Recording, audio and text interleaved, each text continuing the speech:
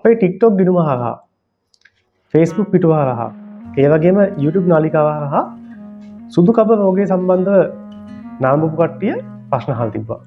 Call කරලා තිබ්බා, message කරලා තිබ්බා, කමෙන්ට් කරලා තිබ්බා. ඉතින් මේවට සම්බන්ධ ප්‍රශ්න කීපයක් තියෙනවා. අපි ඒකට අද උත්තර දෙන්න සූදානම්. පළවෙනි දේ තමයි මේ සුදු කබ බෝ වෙනවද කියලා තිබ්බා. සුදු කබල කියන්නේ කුෂ්ඨ රෝගයක් නෙමෙයි, ඇඟේ අභ්‍යන්තර විෂ තත්ත්වයක් නිසා ඇතිවෙනා රෝගයක්. එතකොට මේ විෂ තත්ත්වය නිසා මේක බෝ වෙන්නේ නැහැ.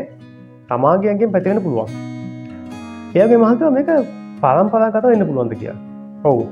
ඇඟේ විෂ තත්ත්වය ජානගත වෙලා ඒ පුද්ගලයාගේ රෝගේ සුව නොවි. එයා දරුවෙක් බිහි කරොත් එයාගෙන් මේ සුදු කබ රෝගේ පැතිරෙන්න පුළුවන්. එතකොට මේක පරම්පරාවෙන් පරම්පරාවට ඇති විය හැකි රෝග තත්ත්වයක්. අර සුදු කබ රෝග තත්ත්වය සුව නොකර. ඒ කියන්නේ ඇඟේ විෂ තත්ත්වය ඉවත් නොකර කෙනෙක්ගේ. කොච්චර බෙහෙත් කරත් සුදු කබ වලට අඩු වෙනව නැවත වැඩි වෙනවා. ගොඩක් කට්ටිය අවුරුදු 10 15 බෙහෙත් කරලා අඩු වෙනවා නැවත එනවා. ඒකට හේතු කාරණා දෙකක් තියෙනවා. එකක් තමයි සමහර කට්ටිය සුදු කබ රෝගීදී බාහිර සමයේ තියෙන පැහැය නැති කරන්නට උත්සාහ කරන්නේ. එතකොට යම් කාලයක් මේක යටපත් වෙලා දෙනවා නැවත එනවා. තවත් කට්ටියක් ඉන්නවා වෛද්‍යවරයා නිසි චිකිත්සාව කරනවා. කරගෙන යද්දි හැමේ පහේ අඩු වෙච්ච ගම බෙහෙත් නවත්තනවා. එතකොට යට ගිහිල්ලා නැවතනවා. කරන්න ඕන හැම දෙයක්මයි ඒ වෛද්‍යවරයා බෙහෙත් කිරීම නවත්තනතු. ඒ නිසි ප්‍රතිකාර පද්ධතිය කරලා අවසන් කරන්තු පිළිට බෙහෙත් ගැනීම. මොකද ඇඟ ඇතුලේ තියෙන විෂ තත්ත්වය. ඒක ලේවල, මස්වල, තෙල්වල, ඇටවල, ඇටමිදුල, ශුක්‍රාණුවල, ඕජස්වල මේ තැන්වල ඇඳිලා තිබ්බොත් මේක නැවත මත වෙන්න පුළුවන්. ඒ නිසා මේ සම්පූර්ණ තත්ත්වය ඉවත් කරනකම් ප්‍රතිකාර ගන්නවා. මේ සුදු කබ වලට පිටින් ගා හොද කරන්න පුළුවන් දානවා. සුදු කබ කියන්නේ ඇඟේ බාහිර රෝගයක් නෙමෙයි, අභ්‍යන්තරයෙන් පැනනගිච්චව තත්ත්වයක්. එතකොට මේකට පිටින් ගාලා කොච්චර කරත් හොඳ වෙන්නේ නැහැ. ඔය මේකප් ටිකක් ගාලා తాවකාලිකව නොපෙනී ඉන්න පුළුවන්. ඒ වගේම බාහිර ක්‍රීම් එකක් ගාලා යම් කාලයක් අඩු කරගෙන ඉන්න පුළුවන්. හැබැයි නැවත මේ ඇඟ ඇතුලේ විෂ තත්ත්වය ඒක දූෂිත විෂයක් වෙලා නැවත එනකොට මේ සුදු කබ රෝගය නැවත නැතනවා. ඒතකොට මේක හොඳ කරන්න බෑ. ඒකයි කියන්නේ සුදු කබ රෝගය බාහිර බෙහෙත් ගාලා හොඳ කරන්න බෑ කියලා. මේ රෝගයට බෙහෙත් බොන්න ඕනේද? ඔව් බෙහෙත් බොන්න වෙනවා. බෙහෙත් නොබී මේක හොඳ කරන්න බෑ. බෙහෙත් නොබී කරන්න බෑ తాවකාලික සුවයක් විතරයි. හේතුව මේ ඇඟේ තියෙන අභ්‍යන්තර විෂ තත්ත්වය ඇඟෙන් ඉවත් කරන්න ඕනේ. ඒ කියන්නේ නිසි ශෝධන ක්‍රියාවලියක් කරන්න මේ පානීය ඖෂධ වර්ග ටික ගන්න වෙනවා.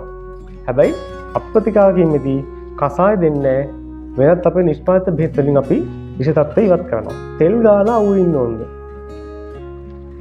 අපේ ප්‍රතිකාර පද්ධතිය තුන අපි තෙල් ගාලා අවු ඉන්න කියන්නේ නැහැ. හේතුව අපි දේශීය ප්‍රතිකාර පද්ධතියක් කරන්නේ ඉන්දියානු ආයුර්වේද ප්‍රතිකාර ක්‍රමයක් නෙවෙයි. එතකොට ඉන්දියානු ආයුර්වේදයේ බාකුටි තෛලය ගාලා ගොඩක් කට්ටිය අවු ඉඳලා තියෙනවා. අපේ දෙන තෙල් එක අවු ඉන්න අවශ්‍ය නැහැ. මොකද අපි කරන්නේ කමට බාහිරින් සුව කිරීමක් නෙමෙයි, අභ්‍යන්තරයෙන් සුව කිරීමක්. එතකොට තෙල් ගාලා අවුවේ ඉඳීම අවශ්‍ය වෙන්නේ නැහැ. මොකද අපේ බෙහෙත් වලින් එකක් අපේ මල මාර්ගයෙන් මුත්‍රා මාර්ගයෙන් විසට ඉවත් කරනවා. ඒ වගේම සමෙන් ඇදලා ගන්නවා. හැබැයි සමෙන් ඇදලා ගැනීමේදී කිසිසේත්ම අර අවුවේ ඉන්න අවශ්‍ය වෙන්නේ නැහැ. නුසුදුසු ආහාර පාන මොනවද තියෙන්නේ?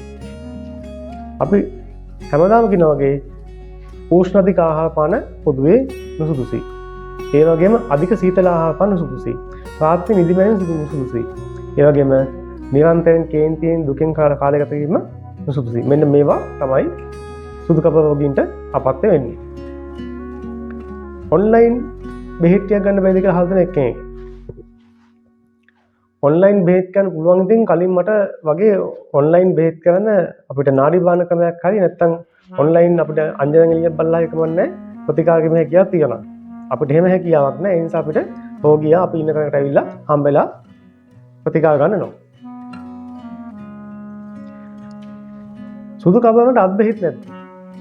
සුදු කබ වලට අත් බෙහෙත් නැහැ. හැබැයි බාහිරින් සාමාන්‍යයෙන් ගාලා ගන්න පුළුවන් දේවල් ටිකක් තියෙනවා. ඔය කොහොම පොකල් ටිකක් අඹවලා ගානයක් වගේ, රත්තරන් ටිකක් ගානයක් වගේ මේ වගේ පොඩි පොඩි දේවල් ටිකක් තියෙනවා. හැබැයි ඒ කලා කියලා මේක ස්ථිර සුවයක් ලැබෙන්නේ නැහැ. අර හැම පැහැ පොඩ්ඩක් අඩු කරන එක විතරයි වෙන්නේ.